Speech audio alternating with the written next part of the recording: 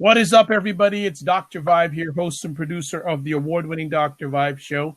As always, I like to say you're blessed, highly favored, a magnet for miracles, and a solution for someone's problem. I'm also the 2018 award winner of the Innovation Award winner from the Canadian Ethnic Media Association. So I'm very pleased to share that with you.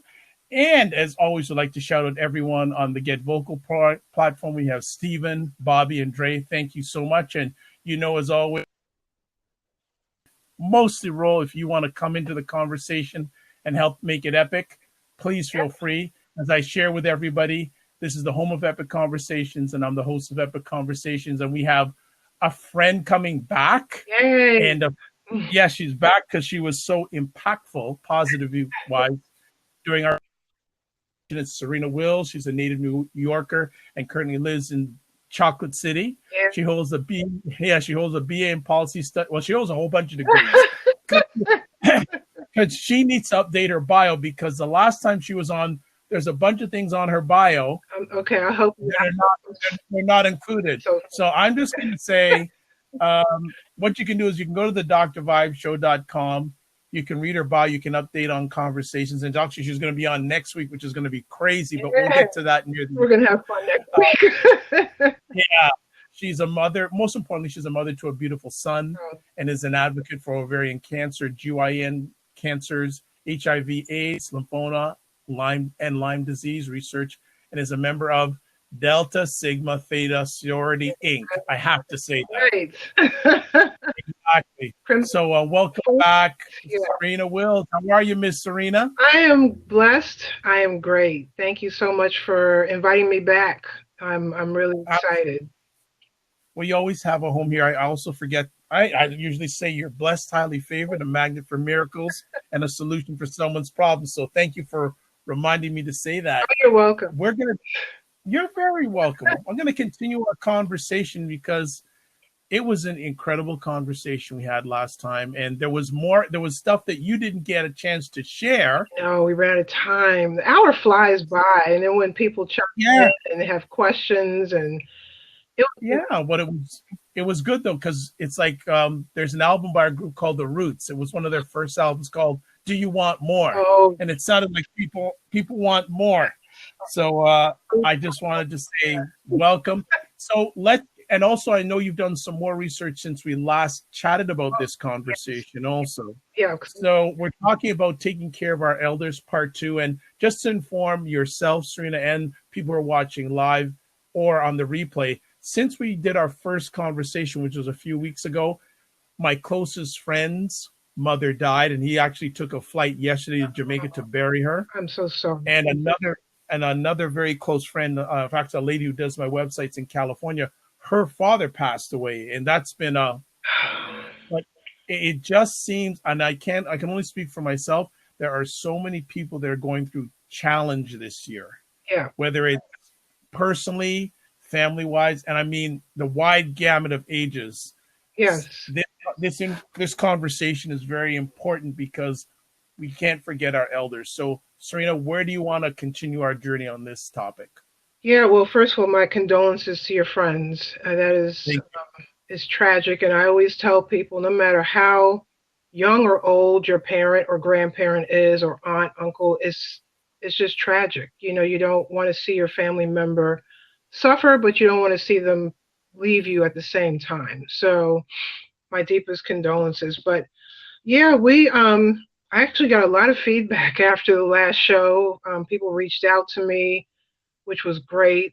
Was able to answer additional questions and did some research, because there was a couple of questions that were, even myself, I had to go and do the research, and I'm glad I went back and looked, because a lot of people were concerned about if they become their parents' caregiver or an elder's caregiver, what happens legally, and what happens with debts, what happens with medical costs while that loved one is alive, and how soon should you have a conversation with your elder. So I did, of course, it's never too early to have a conversation with your elder about becoming their potential caregiver.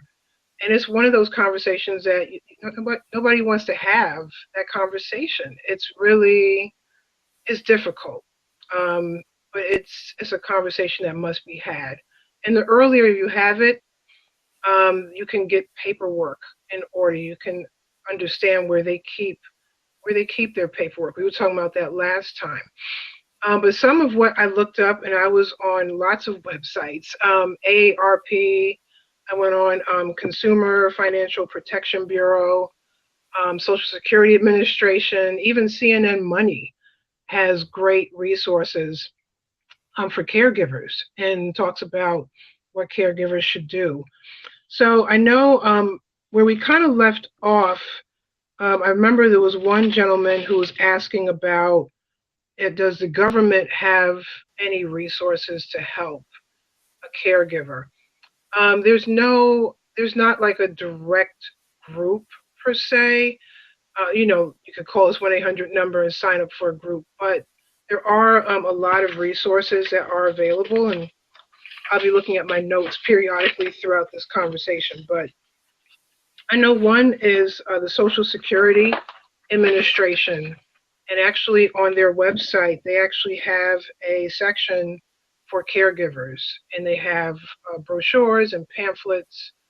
They have a 1-800 number if people want to call and talk to them about what their rights are, what their guardians or their parents, their elders' rights are as well. Because the one thing that I learned is that it varies from state to state. So it's not the same everywhere you go.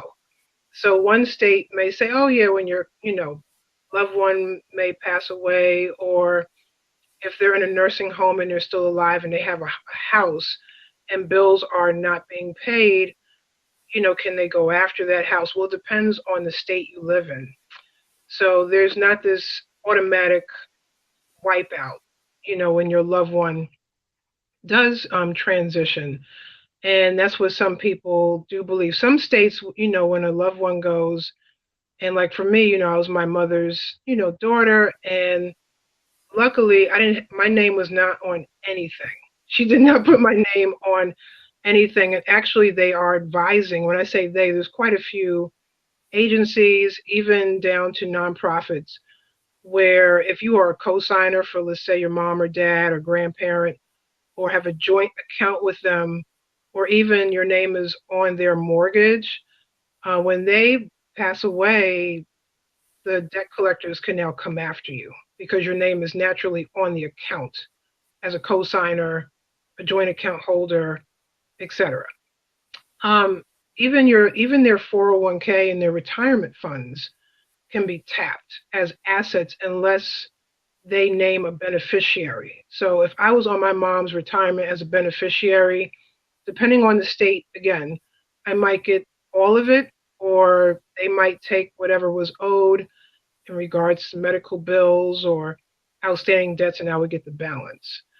So it really does depend on the state that you live in. And I would just tell people to start with places like the Social Security Administration. There was another website I found, and they're literally called caring.com. And they're all about caregiver support. They have vital resources, and they actually type in your zip code, and they will know like the rules and regulations for your state. So like I said, it's state to state. So that's one thing to really, that, we touched on and we talked about it some, but I wanted to come back with just some more research. Just being a caregiver, I just wanted to interrupt here. Yeah. And Dre is mentioning in New York City, family can get paid to take care of their elderly or disabled family and earn a living wage doing it. Yeah, New York, like I was telling you, my mom, because she lived in New York, I did not, but luckily her medical bills were covered by Medicaid, thank goodness. But they didn't even come after me for the balance. The balance was very small, but New York, she was in Queens, New York, and they just 1, 2, 3 automatically just took care of everything else. And I did read that in certain states, that you can inquire about, financial support depending on your state or even just your city. So that's a great point. Thank you. Absolutely. What are some of the common, how can I say, common things that people do not have in place when it comes to taking care of the elderly? Yeah, well, definitely a plan. So, and that's why the conversation needs to happen in advance. Like with me, and just for those who might not be on the last show, I didn't know I was going to be my mother's caregiver at the age of 34. And we didn't know she was that sick. She didn't know she was that sick. And this is a conversation that we touched on, and we started to scratch the surface because I think she knew internally something was really wrong, but she just didn't go to the doctor.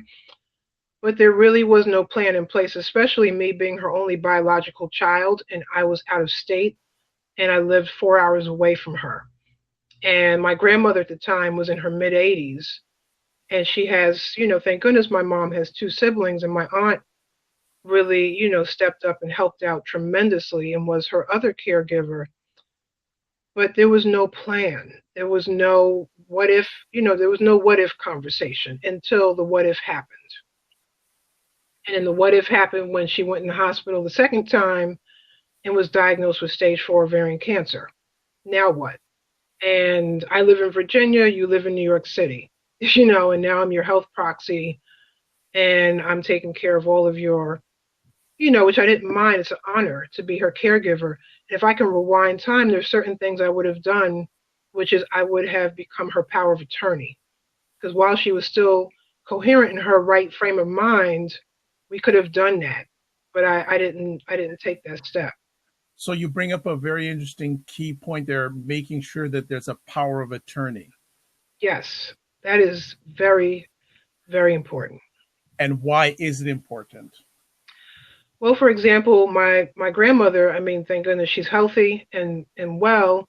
She'll be 95 next month. So, and she said she took a few pages out of my mother's book and wanted to get things done in advance. For example, she had a house and she wanted to sell the house, and she said just in case something were to happen to her or she is not in her right frame of mind, you have a power of attorney, which in this case is a relative of ours, is my grandmother's power of attorney. So it's someone that steps in basically to help with the decision making. And when that person does pass, you are now the the person making the decision. So you definitely, I tell people the one thing that's really key is to talk to a lawyer. There's lawyers that do this, for a living, and also a financial planner to talk about estate planning. If your relatives have a large estate, if they have houses or a house or cars, boats, whatever. But you want to have a power of attorney so in case that person, like for example, my friend's mom had dementia and she was not her power of attorney. And it really, all the extra steps she had to take, even when her mother was alive, was just a lot. And she couldn't become her power of attorney because her mother was not in her right frame of mind anymore. And a lot of elders, unfortunately, are getting taken advantage of by relatives who step up being their power of attorney, and they really don't have their best interest at heart. So you want to have that power of attorney to have, it's a plan, it's your plan A and B. Basically, if something were to happen to you, even if you end up in the hospital and you need treatments, your power of attorney steps in and can help with that decision-making process for you. Excellent. I'd like to welcome Tony and Kinte on the Get Vocal platform. Thanks very much for stopping by. Again, if anyone would like to jump into the room, there is lots of room for everyone to come on in and share their thoughts, add value to this conversation. I know we chatted a little bit before about the importance of our elders having life insurance. Yes. Even us having life insurance. Yes, even us having life insurance. Yes. Yeah, it is very, I tell people having life insurance is like having a roof over your head. It is that vital. It shouldn't be looked at as a bill because a lot of people say, oh, I can't afford it. It's just another bill. Oh, I can't get it this month. I can't afford it. Well, of course, the younger you are, the cheaper your insurance is depending on your health. And then when that day comes, because one day we all have to go, you are covered and your family is not stressed out to figure out how are we going to bury them or cremate them, or if there are bills to pay, or if there was a house and let's say I'm the co-signer, let's say I want to keep the house. Well, now I can use some of the insurance money to help out with that. It just helps out your family once you're gone. Because once you're gone, that's it. But now your family and friends are left behind to figure things out and try to put the piece of the puzzle together. And then funeral costs, and I'm sure my friend Pam, when she comes on and talks about this, I just heard the other day on the radio that the average funeral cost is anywhere between $7,000 to $9,000, and that's just for basic funeral. We're not talking bells and whistles here. That's just the funeral home. Because what a lot of people don't know, at first I thought, why is everything broken down by line item? Well, now I learned that funeral homes they have an itemized list. Everything is itemized down to hair, makeup, everything is itemized, programs, what room you want to be in, music selection. And at first I thought it was kind of petty, but they have to for, federal regulations, because they can get audited. And if somebody can come back and say, oh, I didn't get X, Y, and Z done with my, loved one's funeral, they can go back to the itemized list that you both went over in detail. It sometimes takes hours to plan this out. So that is, we don't like talking about these things. And even just an average, just if you wanted to cremate your loved one and that was it, that can cost anywhere between $1,000 to $2,000, depending on where you're going. And that's just to cremate them. That's without the urn. That's just the service. So it is definitely a business that will never go out of business, and right. It keeps escalating. The prices keep escalating by the year. What? So it's a challenging subject to approach for me in regards to why isn't there more information shared with us, the general public, about these things? Yeah, until the day comes. Yeah, it's sad. It is interesting because I'm seeing more ads for things like funeral homes and life insurance. Yeah. I guess I'm seeing more of it, but I just think, and I guess because of the subject matter, people don't want to see too many ads about it, but it's a relevant subject. Yeah, I mean, people naturally want to shy away from that. Nobody wants to talk about that, And even just caregiving support. My city where I live at, if I just go into the city's website and just put in caregiver support, there is a group within the city, that I live in, and they have tons of resources. They have their own website, and even that's not talked about at, on a larger scale, is how can I prepare to be a caregiver? What does it take? Are there benefits? Can I take care of myself while taking care of my loved one? What's the law, around caregiving and my loved one and what have you? And how can I take care of myself? Like I tell people, self-care is so imperative when you are a caregiver, because you have to take care of yourself so you can take care of your loved one. But there's so many things out there at the local level that's not even really talked about until it's time for you to be a caregiver, unfortunately. Then you look for it and it's there, but it's just not openly discussed. Wow. And so Steph is saying, my dad has congestive heart failure and it's been a struggle. I'm an only child. Yeah. Wow. That's me. So yeah, that was, because even though I have siblings, my younger sister, as I was saying in the last conversation, my I had two younger sisters. One passed away 2.5 years before my mother.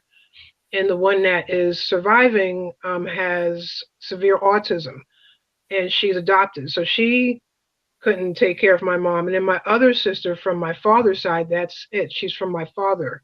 So we don't have the same mother. So it was me. And then when you do have, in this case, my grandmother who was still living, I mean, she was in her mid 80s and had already buried two of her daughters. She just could not do this again. And she told us openly, I don't know what to do. I can't handle this. And that's when I stepped in and said, I will be my mom's health proxy. And I talked it over with my mom. And then, my aunt, stepped in too. And it was, us, because I'm away. I was in Virginia. So I would be with my mom and I'd have to head back on the road and come here for a few days work and go back. And I was back and forth for 6 months taking care of. Let me ask if you had any experience either directly or indirectly with nursing homes. Yes, because part of my mom's journey was a nursing home. So she went from a hospital, because if the hospital can't treat you, they can't keep you.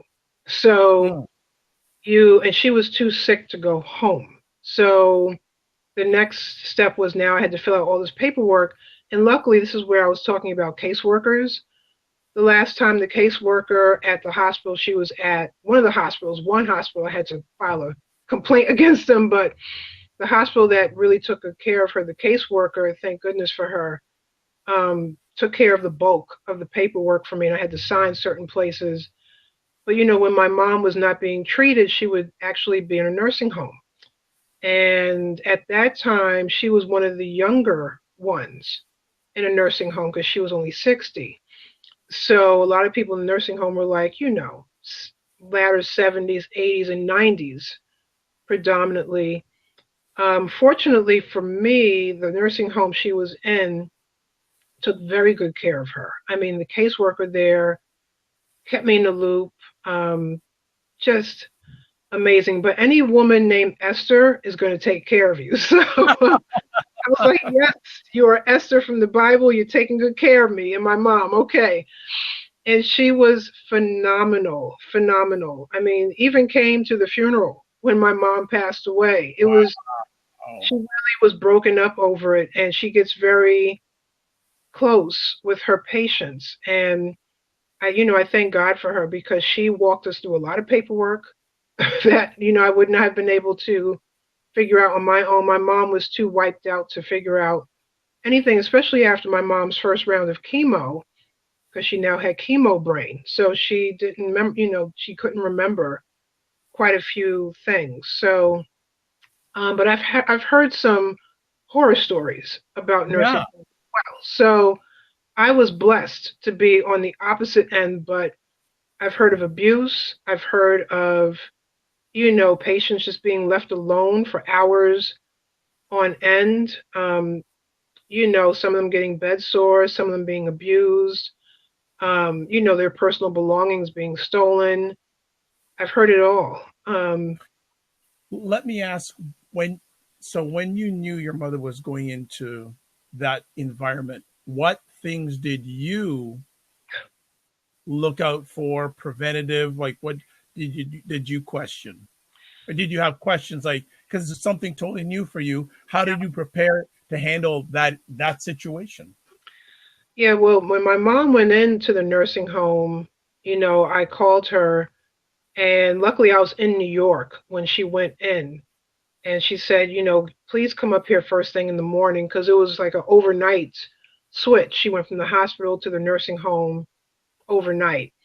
And when I got to her the next morning, because you hear these horror stories, she literally had her cell phone underneath her pillow. Her purse was like next to her in the bed. And she said, take all my stuff, all of it. She said, I don't need anything anyway. So just take it all. And if I need something, I'll just call you. But she didn't keep anything valuable there. And they actually, it's sad. I mean, for her, she was in and out so much. So they were telling us that she shouldn't have anything there that's valuable, because she sometimes would be there for 2-3 days and be back in the hospital for a week. So there was a lot of back and forth. But we both went in with this whole, just what we've heard from those stories you hear on the news, or just other loved ones where they say, oh, I took my jewelry off, put it in the drawer, went to the bathroom, came back, my stuff was gone. And that did happen to my friend. So we went in with that notion, not knowing that she was going to be in a really good nursing home with caseworkers, security, and nurses that really cared about her, and they were in the room when they were supposed to be. And I mean, luckily for that, that part of her brain was functioning. She could tell if somebody hadn't paid attention to her in so many hours. But like you said, that was unexpected. And there was an on-call doctor throughout the week and even on the weekend. So 7 days a week, there was an on-call doctor.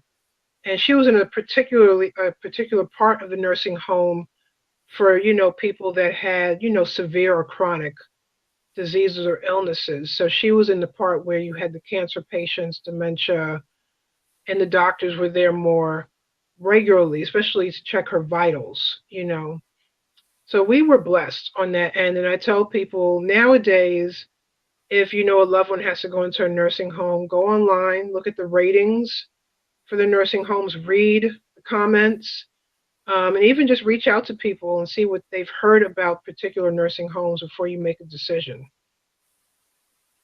Yeah, it's interesting you say that because, and people need to realize this too, that getting into a nursing home isn't just a snap process.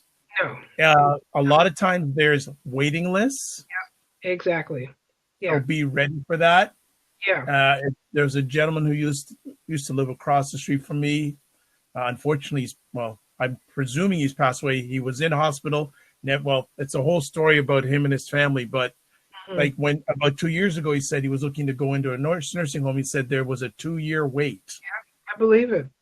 Yeah, the same with assisted living, because that's the other thing caregivers are looking at. So I have a loved one, and they're not nursing home material per se. They can go into, let's say, assisted living, and then some assisted living places like my grandmother's have memory care in them. So you have like Sunrise, you have the Atria, there's all kinds of, assisted living facilities out there that are nice, state of the art, 3 square meals a day, you name it. So as a caregiver, and in her case, her power of attorney, they went around and looked at a couple of assisted living places before they settled on one. Now, my grandmother was blessed because they were under renovation.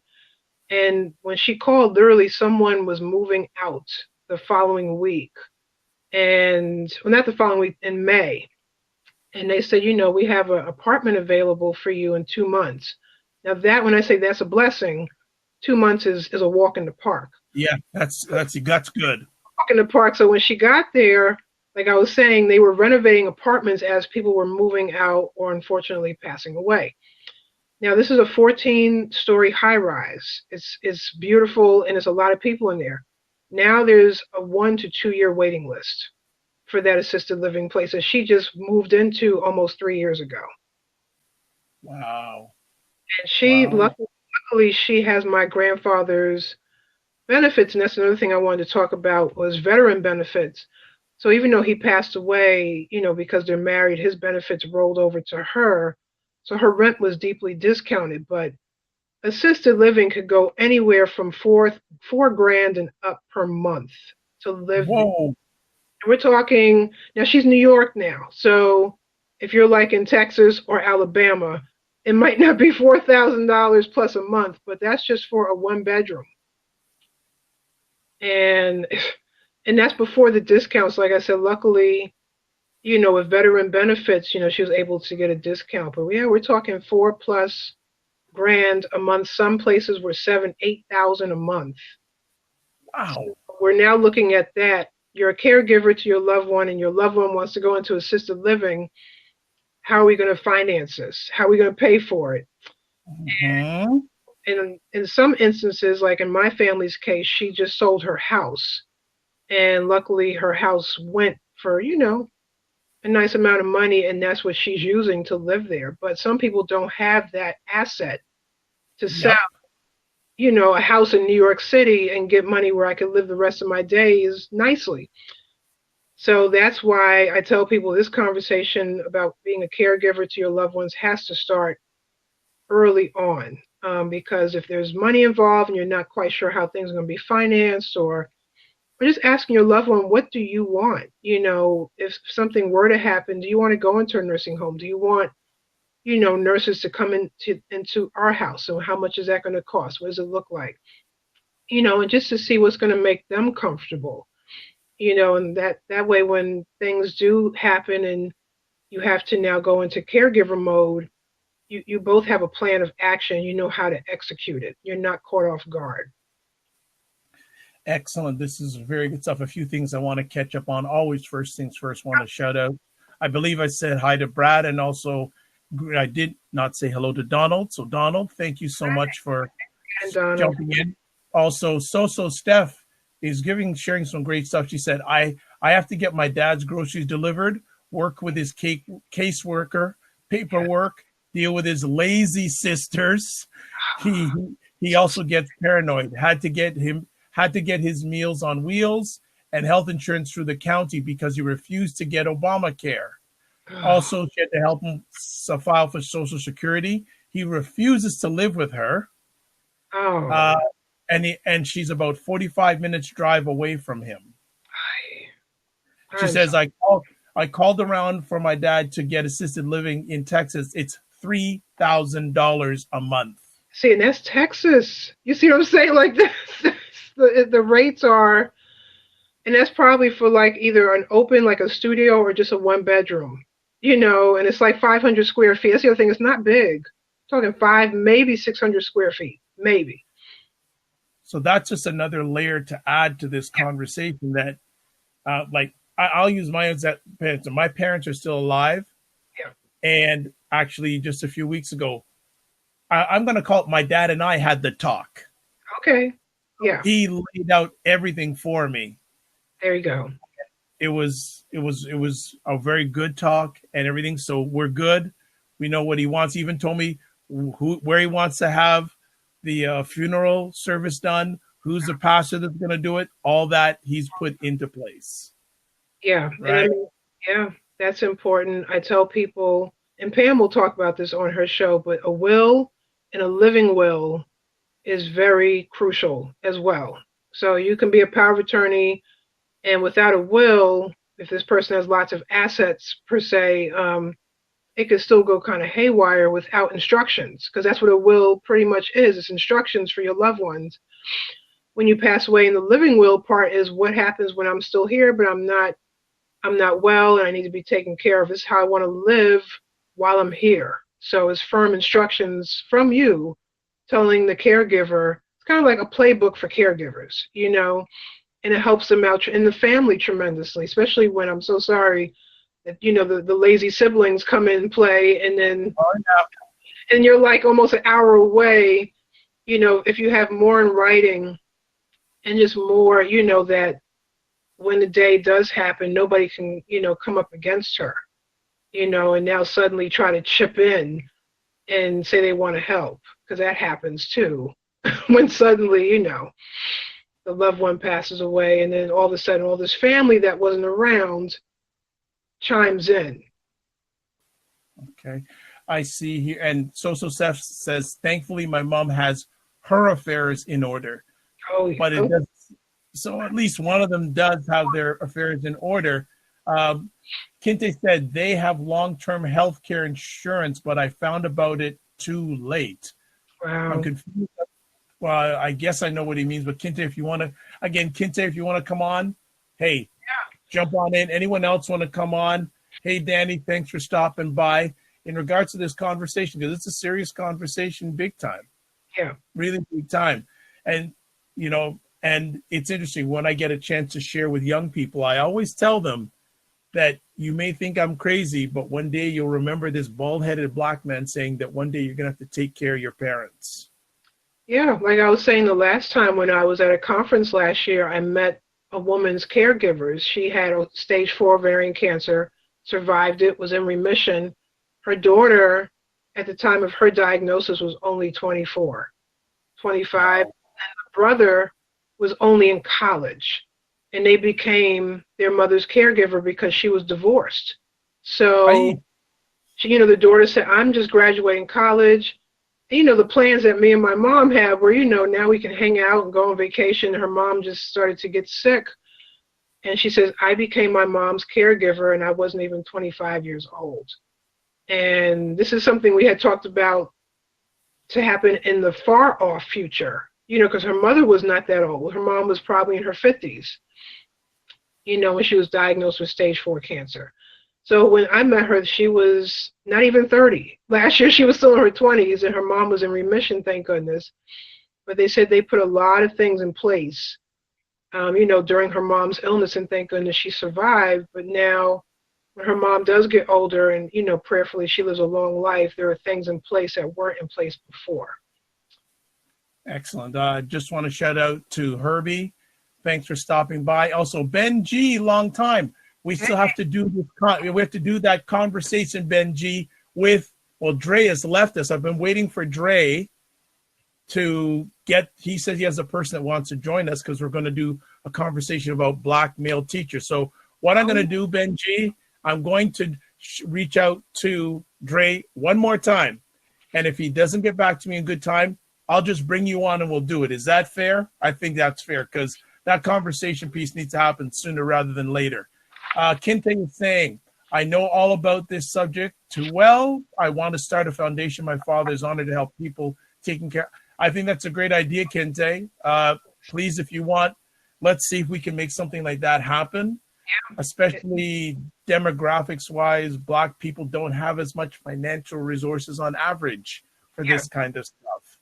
And a lot of care support is free. Like the stuff to the city of Alexandria, they actually have a conference now, a Caregivers Conference that happens in various cities and states where you can come as a caregiver. You might pay just a few dollars, and they have doctors there. They have life insurance people there. They have everybody you need in one room.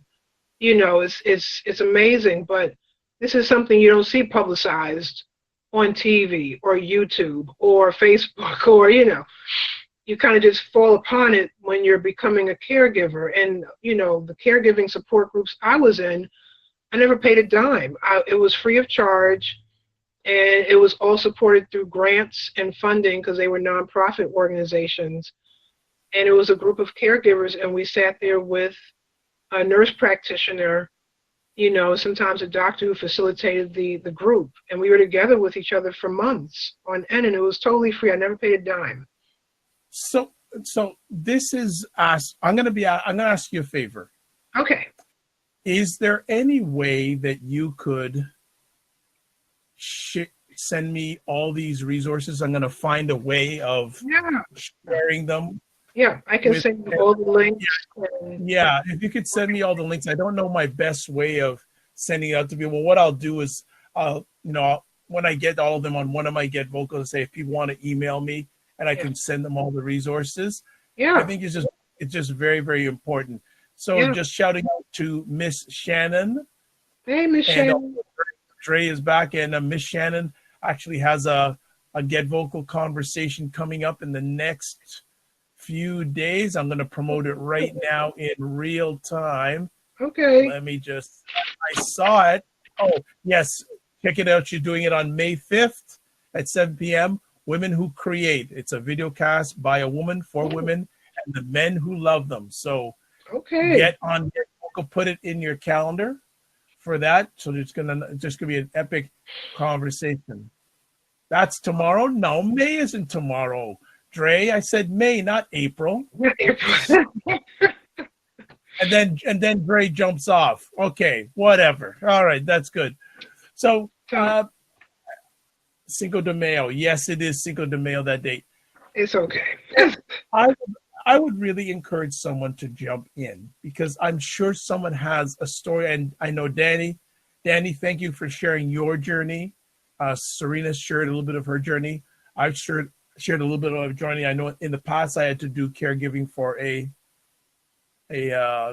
grandaunt of mine, and that exposed me to caregiving. Yeah. Yeah, when my grandfather was diagnosed with cancer, now this is one thing I was going to bring up is if there are any, veterans. So if your loved one is a veteran, the first thing you do is call the VA.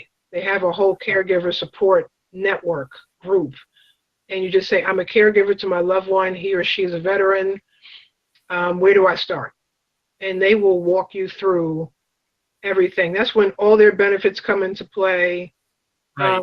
If he, my great grandfather, for example, he lived to be 103. My great grandfather, and he couldn't stay in the house anymore by himself, and he was able to get into the VA home, in Queens, New York, and his benefits paid for it. My grandmother never saw a bill. So there's a lot out there for veterans, and they are more vocal, in that sense. But, for those who might not know what to do, their loved one is a veteran, call the VA and, and just tell them you need assistance, and they will be more than happy to help you. Wonderful. That is, thank you for that real-time resource. And someone was it social staff that said does she also work while taking care of her father? Yeah. Because the one thing I read, which was kind of startling, now this article is a few years old, but they said that over 42 million Americans are working while being a caregiver. So how many? 42 million This is just America. 42 million Americans are caregiving for loved ones that are suffering from illnesses and diseases while they are still working a 9 to 5 because they're trying to keep things afloat. Well, and it's interesting because the baby boom generation is living longer. Yeah, and that was according to AARP.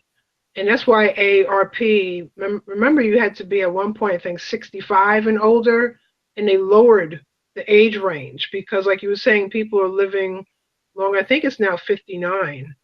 You can get your AARP card. It's no longer like the 65 is the magic number. It's actually a younger age. Because like you were saying, people are living a lot longer. I mean, my great grandfather was not a baby boomer. I mean, he was 103, and this was 1998 when he was 103, or 1999. And I mean, look at my grandmother. She's going to be 95 next month, and she's rocking and rolling. She's chilling. So, she has no intentions on going anywhere anytime soon. So that's another thing to talk about as a caregiver with your loved one is, let's say the loved one does live to be 100, 105, 110. How are we going to map this out? How are we going to finance this? Like one said, my dad won't move in with me. Well, there might come a point where he might not have a choice, depending on finances and how long he lives. So that's another conversation. I mean, it's a good conversation. If your loved one lives to be 100 plus and they're, in good health or, so-so health, that's a blessing. People like my mom didn't see past 60, so to see like 90s, 100, that's incredible. But like you were saying, more people are living longer. Yeah, that's very tough. What's very, very tough. What are some of can you give an example, some challenging stories you've heard when it's come to this subject? Of just caregiving or? Yeah. And in regards to caregiving, one or two challenging stories that you've heard. Well, I know just for me personally, I was suffering from significant burnout being a caregiver. I was not sleeping well at all. Because I was pretty much on call. I felt like I was a doctor. Give me a white coat. Just they were calling me sometimes 3 and 4 o'clock in the morning about my mom, and I had to pick up the phone and talk to them. So I lacked self-care back then. I didn't take care. I was too busy taking care of her. I didn't really turn it around and take care of myself the way I should have. And by the time my mom had passed away, I had almost lost 10 pounds. Now, I'm not big. I'm a slender woman. And I was like, why are my clothes getting baggy? Because I was forgetting to eat. I was like constantly on the go. And like I said, I would leave work Friday at 5 p.m., hit the road, and go to New York and turn back around on Sunday night and get in sometimes midnight after 1 o'clock in the morning and go to work. And that was my routine for 6 months. And sometimes I would just be in New York longer than that. So that's one challenge that I warn caregivers now that I've been in those shoes is to really take care of yourself. It's try to get sleep if you can.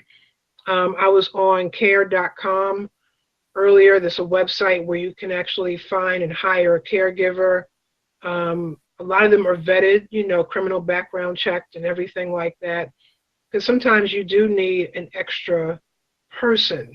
You are the caregiver, but sometimes you need that person to take over so you can go to sleep, or so you can work throughout the day and not worry so much. You're always worried about your loved one, but not be overly worried.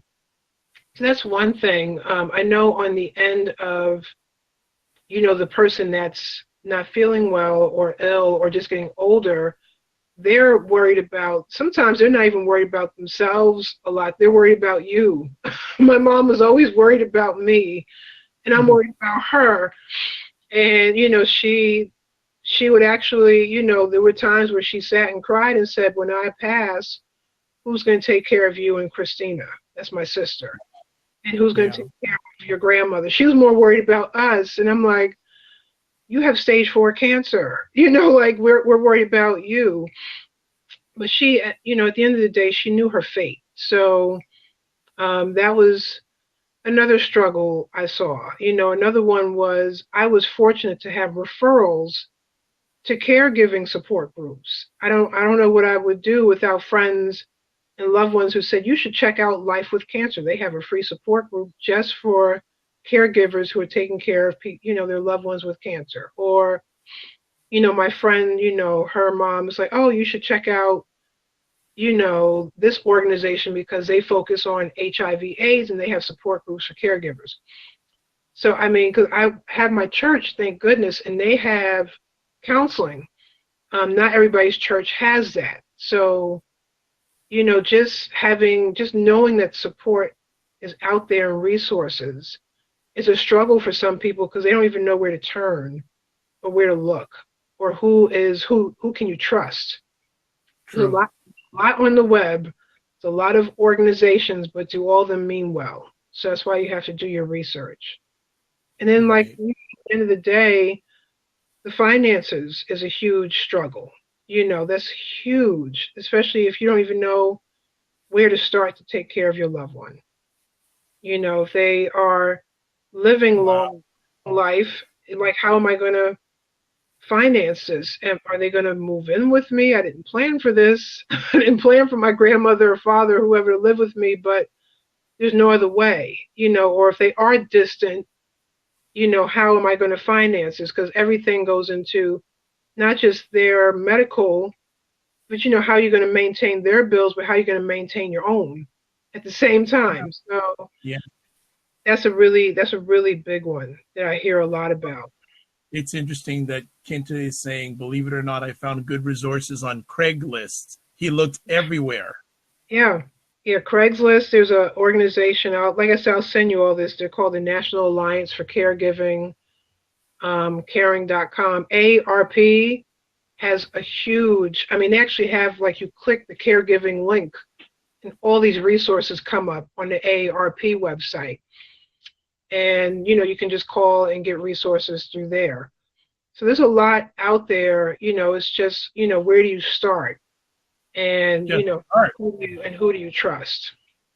Well, and it's very interesting. I'm just taking a look at the National Alliance for Caregiving. They have their annual conference coming up on April 15th in New Orleans. Yeah, and yep, they have like big conferences where thousands of people come out because, like I told you, there's 42 million people who are caregivers in the United States, and that's statistics from a few years ago. It's probably more than that now, but yeah, they have conferences all over. Sometimes there's a small network. I know in New York City there's the Share Cancer Support Group, and they're a nonprofit organization out of New York City, and their focus is breast cancer and ovarian cancer. but they have a caregiver support, network, and they help out the caregivers as well as their families who are suffering from the cancer. And they have meetings and workshops and mini conferences where you can, learn a lot about how to manage as a caregiver. And it's not hitting your pockets at all. Conferences are going to cost money, but it's not like the cost of your typical conference. Like Facebook would have a conference, they probably hit you over the head with all kinds of conference fees, but they make it affordable because they know you're already a caregiver, you're already stressed. So those are the ones I like to focus on, are the ones who are not trying to hit me over the head.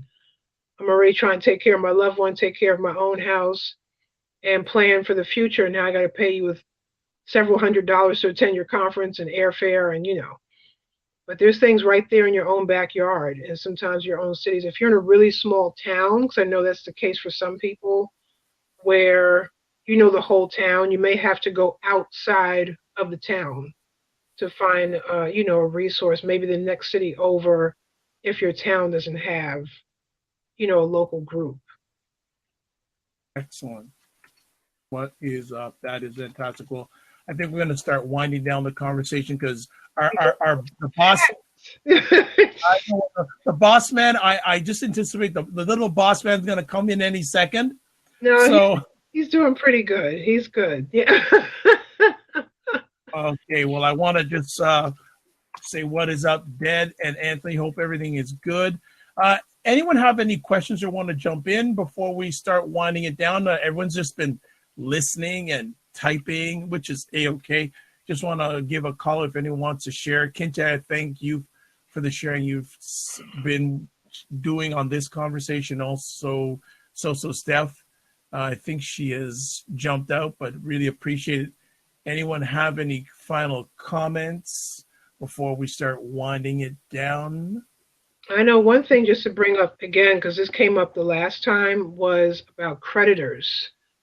Those credit card folks, or, even a Verizon phone bill, can they go after the children of the loved one or just other family members? So they actually have a time frame to make claims against your parent's estate. So if your parent has an estate, they can actually file a claim against the estate to get their money. So whether it's putting a lien on your house or et cetera. But again, if you are, like, for example, I had a battle with a creditor, and my mom only owed a few $100s, and they wanted to try and get it out of me. And I said, no, sorry, my name is not on her credit cards. I'm nowhere on anything. And they tried to keep, bothering me. So luckily I have, a judge and a lawyer in our family, and I had to contact her, and she said, just give them my number if they give you any more problems. But they will try to come after you, even though they really shouldn't. And it's a shame. Even a $95 Verizon landline bill, they were trying to get me to pay it. And I was like, I'm not paying this. She's gone. I've been trying to shut the phone off for a month. I'm not paying this bill. It's not in my name. It's never been in my name. So they will really try to nickel and dime you. This is during a time when you're grieving. So you're going through, now, I'm no longer my mom's caregiver in a physical essence because she's gone, but I'm now taking care of her affairs, and they're trying to come after me. It was really, and it was the ones who had the lowest balances that were the most petty. They were so petty. The ones with the bigger balances, they just wiped out her debt and sent me a sympathy card. So that's the other thing to beware of, that some of these folks, they are like sharks, and they will try to come after you as a caregiver.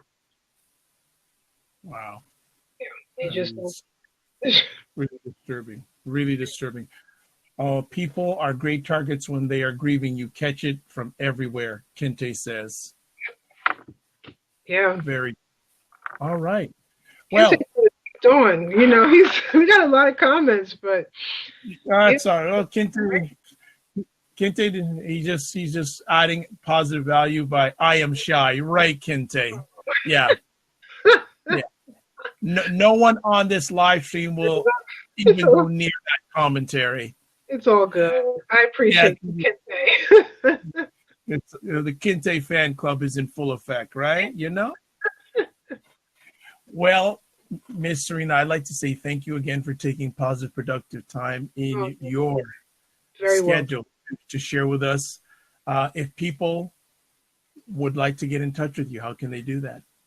Sure. Well, just a little bit about me. Everybody go to my website, serenawills.com. And that is my website for the published author side of me. So I'm a writer, a poet, a published author. And there you could read, like you were saying, my bio, I have to update it there too. Now, I'm also a national board certified health and wellness coach. And I just received my board certification in November. And I took the boards in November, received it in December. And my coaching practice will be up and running. I give it about 2 more months. I'm working out some tweaks. So everybody knows my username is Divine Right on Twitter, YouTube, but that will also be in alignment with my health and wellness coaching practice. So stay tuned for that. I will prematurely put the website out there because it's out there. It's just, it's functional, but I'm not taking clientship. But it is divineright.com, and right is spelled WRYTE.com, and that is going to be my coaching, health and wellness practice, Divine Right Wellness. So that, and I have a couple of books out there. Crying Tears of Teal is my latest book. It was published September 2017. And that is where I poetically documented the story about myself and my mother and others and what we all went through as they were battling cancer. And even I talk about survivors as well. And I have resources in my book for those who need to know where they can get resources for cancer support. And I'm on Facebook like everybody else in the universe. So facebook.com/Serena Wills is my business page, and you can find me there too. Excellent. Well, I like to shout out everyone who made this an epic conversation, including Serena, Leah, the life coach who just jumped in, Danny, Tony, Free for Real, Herbie, Big Bad Brad, Kinte, the King of Shyness, Bobby, and Stephen. And I know there's some other, I know that Dre was in for a bit. And so was here too. Also, if I forgot anybody, it's because of my head, not my heart. But I'm just going to see, there were some people who jumped in via Periscope, U4Sight. Hey, Foresight. Yeah, and also NU_MTV was in a bit during the Periscope jump. I am Dr. Vibe. I am the host of Epic Conversations, and this is the home of Epic Conversations. If you want to touch base with me, I think I'm just going to go a lot shorter these days because I could list all the things that I'm a part of, but I say people get bored. So I'm going to make it easy. Just go, if you're on the Get Vocal, just go to there. That's my website, VIBESHOW.com. What I will do, though, is share with you upcoming conversations that I will be hosting. Right now, it's a little bit after 8 o'clock Eastern Time on April 4th. In 1 hour's time, I'll be hosting another conversation for another platform.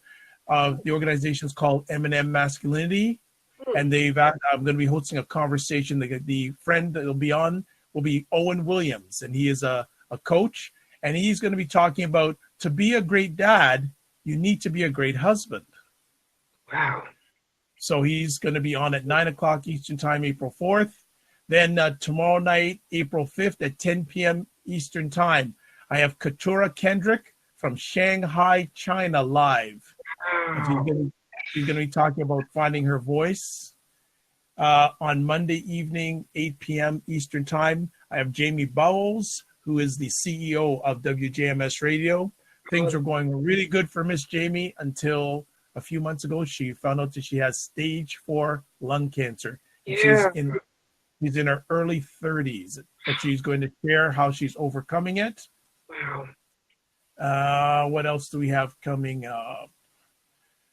And next Wednesday evening, At 9 o'clock, the madness will be in full effect. We'll have Serena Wills, Leah Miller, a.k.a. Encyclopedia Brown, and Dr. Tachi. Sorority talk. That's all that needs to be said. The following evening, we again hosting for Men and Masculinity. I have Robert Leung talking about men. Why wait till you die to have your eulogy, to hear your eulogy? So he's going to be on with a gentleman that he's been coaching for a number of years, and they're going to read each other's eulogy to each other. Wow. And that's what some people do. They go as far as their will. Okay, and then we got some other stuff coming up, but I'm going to leave it at that. I'm going to end it off right now. As always, someone's trying to call me, and I can't do that. Oh, no. I got to cut them off because I'm finishing off here. So, like to say, live your life as a dream. If you can dream it, you can make it. Next up, sometimes you have to get smaller to get stronger. Block assumptions. And then finally, I always have to wait for this to come up. And you know that person's going to probably call again, so we got to make it quick. Aim bigger, aim better, aim higher, aim wider. God bless, peace be well, keep the faith, and thanks for watching, and hopefully see you in a little less than an hour. Good night, everybody. Good night. Thank you.